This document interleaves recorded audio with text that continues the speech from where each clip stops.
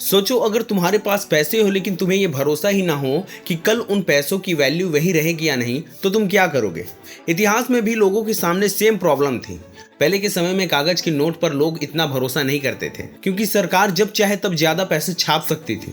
जैसे ही बाजार में पैसे ज्यादा हो जाता था तो करेंसी की वैल्यू गिर जाती थी और महंगाई बड़ी तेजी से बढ़ती थी। ऐसे में लोगों को एक ऐसा चीज चाहिए था जिसकी वैल्यू स्टेबल रहे, जिसे कोई छाप ना सके और जो हर जगह पर काम भी आए। यहीं से शुरुआत होता है गोल्ड की इंपॉर्टेंस की। सोना एक ऐसा चीज था जो नेचर में लिमिटेड अमाउंट में मिलता था, इसे बनाया नहीं जा सकता था। यही उसकी सबसे बड़ी खासियत भी थी। जब कोई चीज रेयर होती है तो उसकी वैल्यू अपने आप बनी रहती है।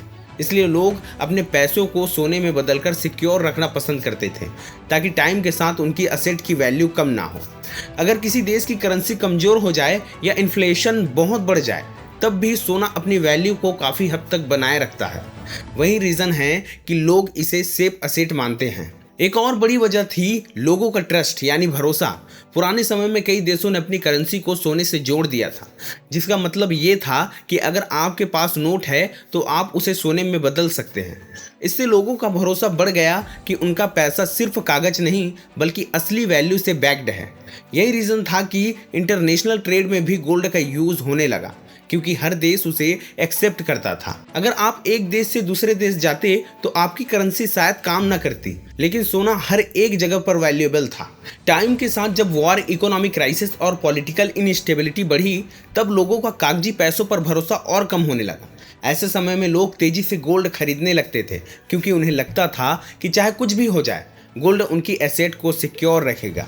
यही रीज़न है कि आज भी जब इकोनॉमी में अनसर्टेनिटी आती है, जैसे रिसेशन या इन्फ्लेमेशन बढ़ता है, तो लोग फिर से सोने की तरफ भागते हैं। इस तरह अगर आसान भाषा में समझे तो लोग सोना इसलिए लेना चाहते थे क्योंकि वो स्टेबल है, लिमिटेड है, हर जगह एक्सेप्टेड है और सबसे ज़रूरी बात कि ये टाइम के साथ अपनी वैल्यू को कम नहीं करता है। यानी जब बाकी चीज़ें अनस्टेबल हो जाती है तब भी सोना भरोसे का सबसे मजबूत सहारा बना रहता है। और यही मेन रीज़न है सोना को खरीदने का।